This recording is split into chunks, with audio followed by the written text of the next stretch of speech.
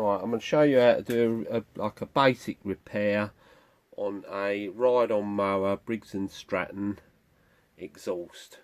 As you can see, I've started it already, but I cleaned it up. I took the exhaust off. Not too bad, look.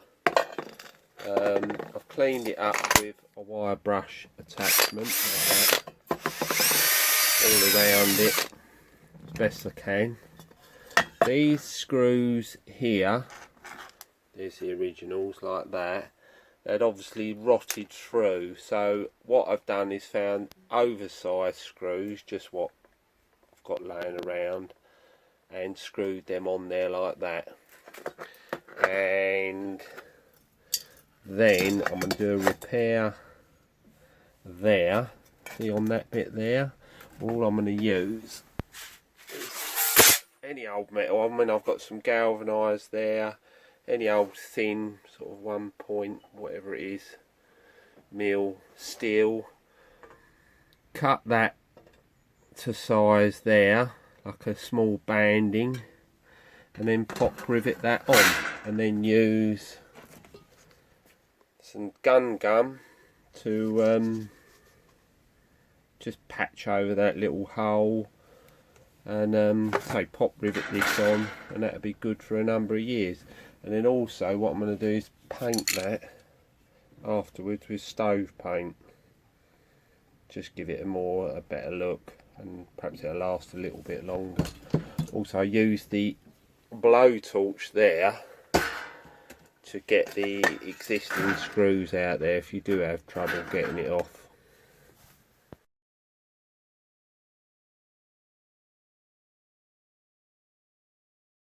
Now you can cut, marked it up there, now you can cut that with either tin snips, right, not too bad for a small piece, or if you're lucky enough and you've got one of these with a 1mm disc, you just ride it along there with an angle grinder and down that side like that. But if you haven't got that, or even a hacksaw, if you haven't got none of these tools, hacksaw, a larger hacksaw should do. So I reckon I'm going to need probably about 5 inches there approximately.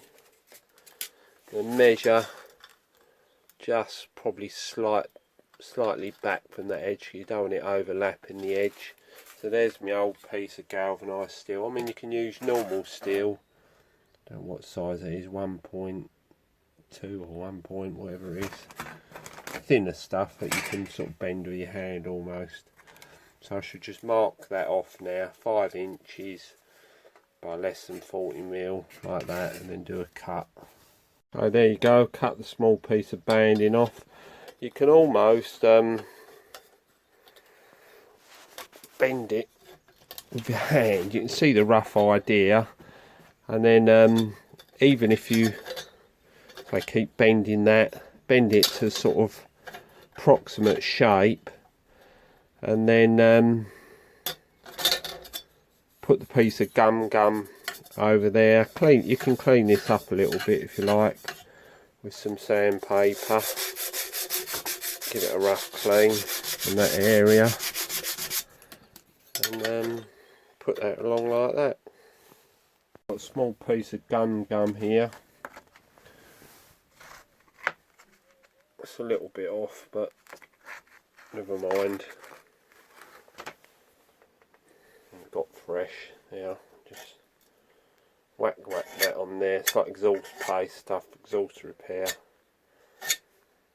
Whack that over there,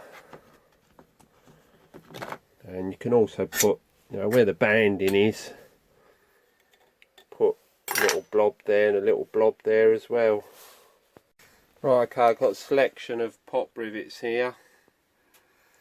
I mean, you don't want one massive on there, it's only thin metal anyway, so I thought that one there would do. I think that's about a 3mm.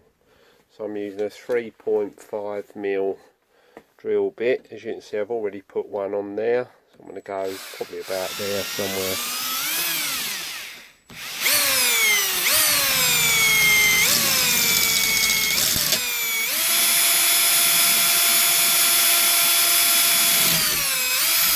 like that. Pop rivet in. There's my gun like that, so you just push that in like so.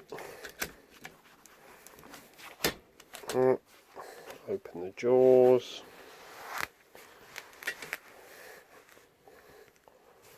Right, there you go. Just clamp that up. Oh. See, not too bad. Don't have to be too precise. I think because I put the gun gum over that particular bit and I've gone a larger over the area. There's only a small hole there anyway, but it won't hurt. Just add to extra, make it more robust in future. So now I'm going to just pull that tight and drill a couple of holes in there, a couple of pop rivets, and that should do it, I think. Now just shake that well, just barbecue paint, going to give it a little spray over.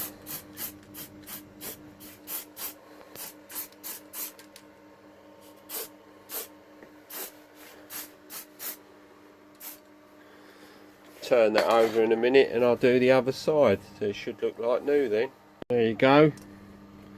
There it is. If you want the paint to dry a bit quicker, what I always use is, if you've got an old hairdryer, you can dry it off fairly rapid if you get impatient.